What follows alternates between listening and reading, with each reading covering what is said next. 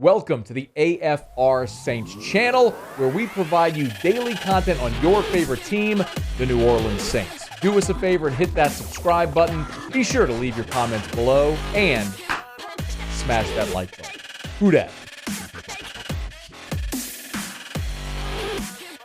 On a Tuesday, Dennis Allen met with the media for a pretty extended time at the NFL owners' meetings.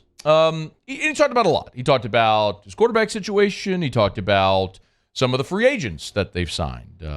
Talked about Michael Thomas's health.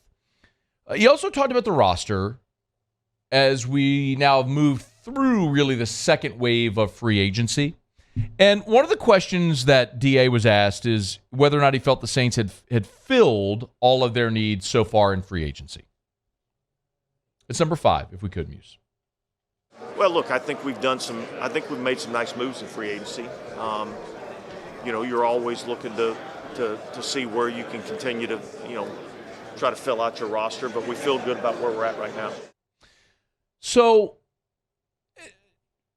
feel good about where you're at right now, but you're always looking for other ways to fill out your roster. Now, he was asked, can we play number 23, please? He was asked about remaining positions of need, and sometimes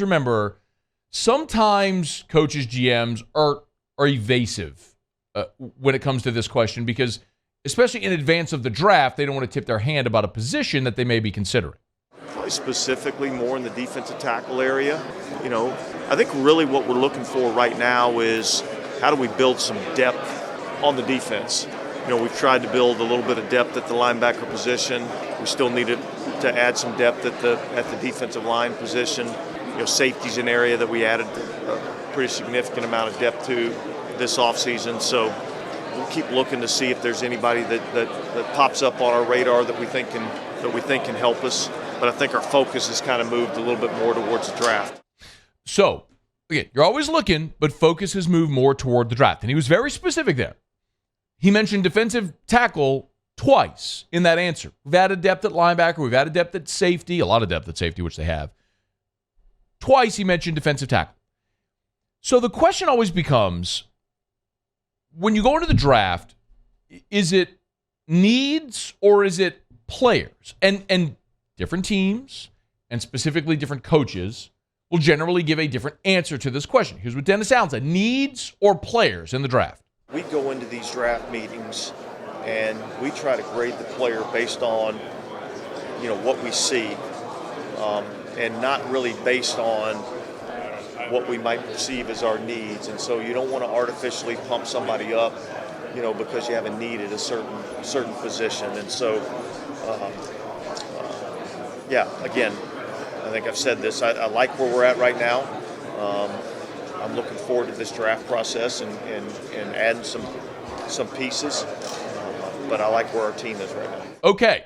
You don't want to artificially pump someone up. Remember, typically, the way that this is done, you go into the draft process, you have your board, you give a grade to a player. Maybe the Saints, hypothetically, identify 21 players in this year's draft that they give a first-round grade to. If you're picking at 29, you're picking someone who you're reaching for. A lot of times, you see the Saints move up. Again, that's a hypothetical. Maybe they're sitting there at 29 and there's a player on the board that they have graded as like the 12th best player in the draft. Ryan Ramczyk is the forever example of that. They thought Ramczyk was the best right tackle in that year's draft in 2017. They were picking at 32. They pulled the trigger on Ramczyk even though they didn't really need a tackle. So with the Saints, you believe them. They're not necessarily drafting position. They're drafting talent. This is where the two worlds collide. Because Dennis Allen told you very specifically they need defensive tackle help. But he's also telling you we're grading players. We're not looking at positions necessarily of need.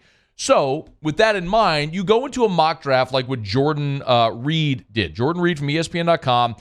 This is a very ambitious undertaking. He made every pick in the entire NFL draft. Did a 7-round mock draft.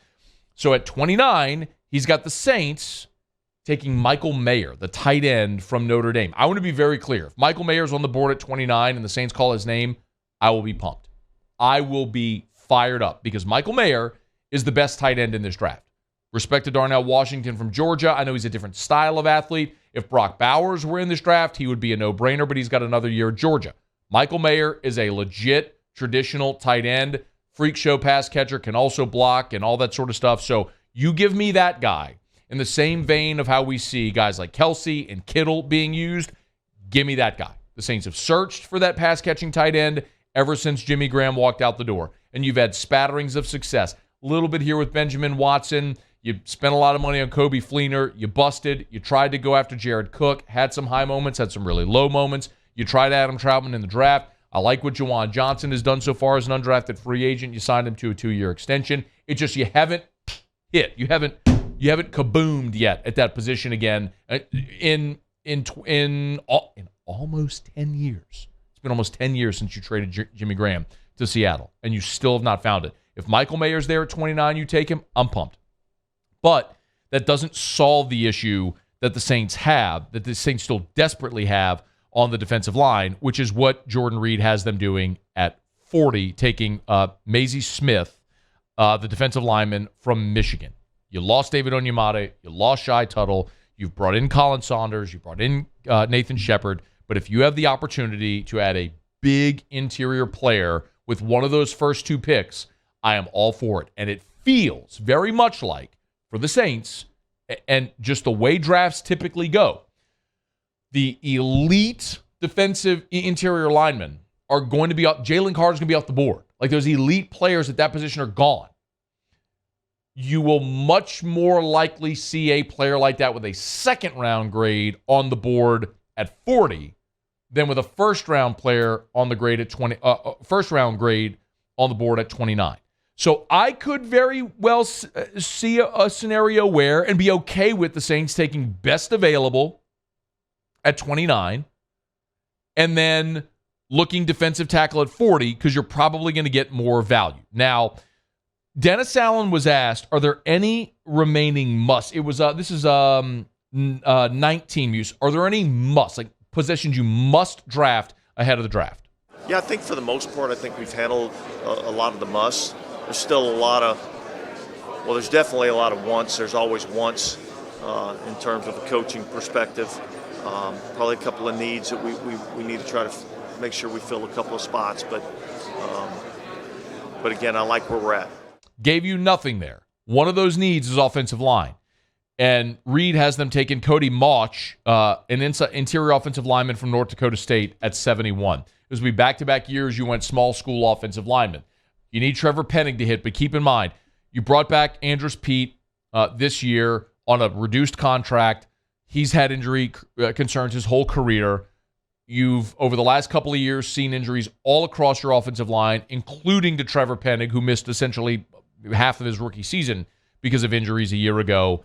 You are going to need a solution. You are going to need an heir apparent to Andrus Peat. The hope is Trevor Penning can be your starting left tackle. When that happens and Andrus Peat is no longer here, which is sooner than later, what do you do at left guard?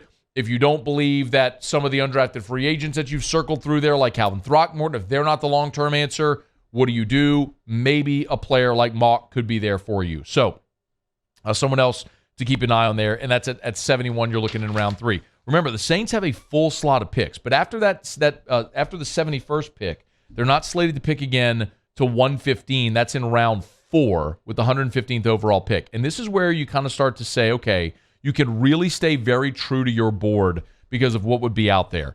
Tank Dell, a wide receiver from Houston, they have the Saints taking at 115 overall. There's some interesting names on the board still right there. One pick before, he's got Henry To'oto, the All-American linebacker from Alabama, on the board.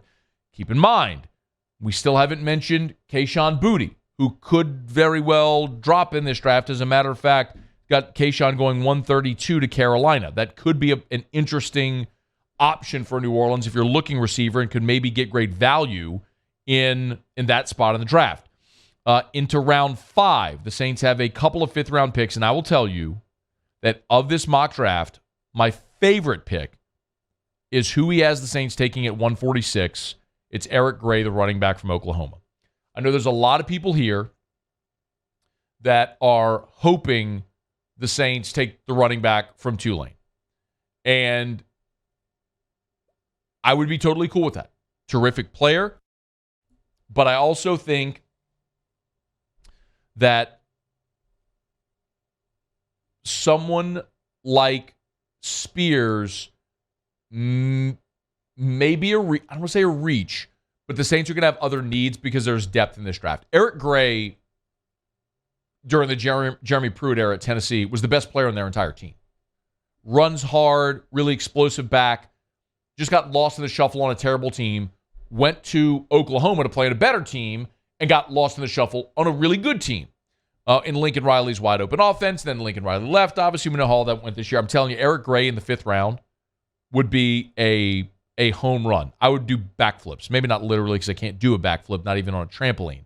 But I would be doing figurative backflips if the Saints got Eric Gray in round 5. With the other 5th round pick, they haven't taken Tavius Robinson, who's an edge rusher from Ole Miss. It's a player that SEC fans should know pretty well. So when you start to look at the positions that the Saints would be checking off, tight end, defensive tackle, wide receiver, running back, edge rusher, these are all positions of great need for the New Orleans Saints. So I like in the way that they're checking all of the boxes. The Saints don't have a 6th round pick, and this is where the drama would potentially come in if it played out this way. Reed does have the Saints taking a quarterback in round 7. With the 227th pick, he's got the Saints taking Stetson Bennett out of Georgia.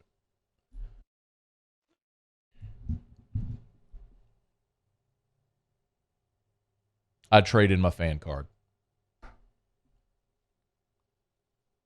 I would trade in my fan card. No, you wouldn't. Yes, I would. No, you would not. You have been a Saints fan your entire life. That's true. You were born in New Orleans. That's true. You would not do that. Yes, I would. He's not going to make the team, so there's no reason for you to do that. Which is when I would recoup my card. You can't do that. Once you trade it in, it's gone. Nope. Yep. You got to trade something else to get it back.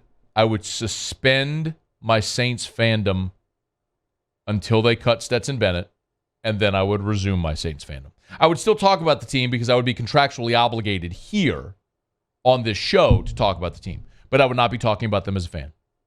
If Stetson Bennett is a member of the New Orleans Saints, I would suspend my fandom until he was no longer a member of the Saints. Would you do the whole thing where like you burn like a piece of Saints clothing or something because you're just so outraged like fans? No. That's just stupid. Oh, it's terrible. That's stupid because I also know that he would ultimately get cut, and so I'd be able to jump back on board in relatively short order. And then they have the Saints taking DJ Dale also in round 7, the lineman from Alabama. That would be a great pick, by the way. You get that type of value in round 7. Doesn't that go to show you also how hard it is to get drafted? Like DJ Dale was a 5-star, if I'm not mistaken. A very highly recruited lineman, played a lot of football at Alabama, and you're telling me that's a guy that's like 2 spots removed from Mr. Irrelevant? If it plays out that way? Crazy. But yes, I'm perfectly fine with the Saints drafting a quarterback. I'm perfectly fine with the Saints drafting a quarterback with one of their first 2 picks.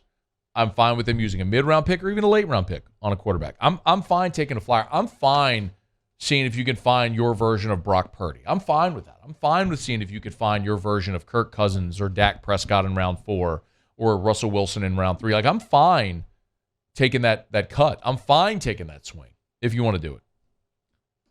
Just not with Stetson Bennett. Mark my word, Muse. Mark the tape. Well, now I kind of want it to happen because I just want to see if you're truthful when it comes to that. If they draft him in round 7, I suspend my fandom. If they draft him anywhere. I was about to say, so just 7 or anywhere? If they draft Stetson Bennett, I suspend my Saints fandom until they cut him. What about undrafted free agent? So, I mean, they didn't draft him, so they're not investing a whole lot in him, right? Good question. Let me think on that one. Okay. I'll mull it over. Okay. Is a fair and important distinction to make. Hey, thanks so much for watching. Please leave your comments. I love to interact, and be sure to hit the red subscribe button below.